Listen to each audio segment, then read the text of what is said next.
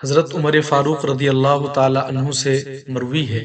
نبی اکرم صلی اللہ تعالی علیہ وآلہ وسلم نے ارشاد فرمایا، جب حضرت آدم علیہ السلام سے اجتہادی خطا ہوئی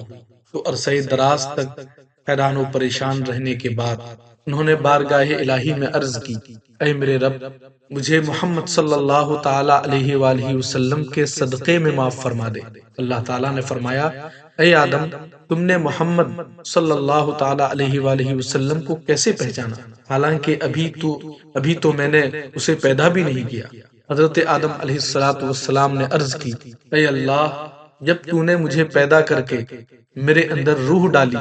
اور میں نے اپنے سر کو اٹھایا تو میں نے عرش کے پایوں پر لا الہ الا اللہ محمد الرسول اللہ لکھا دیکھا، تو میں نے جان لیا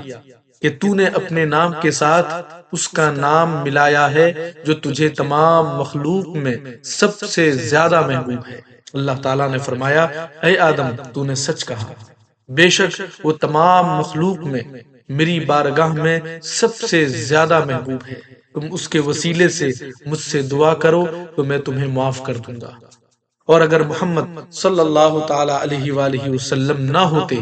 تو میں تمہیں پیدا نہ کرتا۔ اس روایت سے یہ ثابت ہوتا ہے کہ مقبولان بارگاہ کے وسیلہ سے بحق کے فلاں اور بجاہ فلاں کے الفاظ سے دعا مانگنا جائز اور حضرت آدم علیہ السلام کی سنت ہے۔ امام اہل سنت اعلی حضرت امام احمد رضا خان فاضل بریلوی علیہ الرحمۃ والرضوان کا یہ خوبصورت شعر ذہن میں رکھیں کہ آج لے ان کی پناہ، آج مدد مانگ ان سے،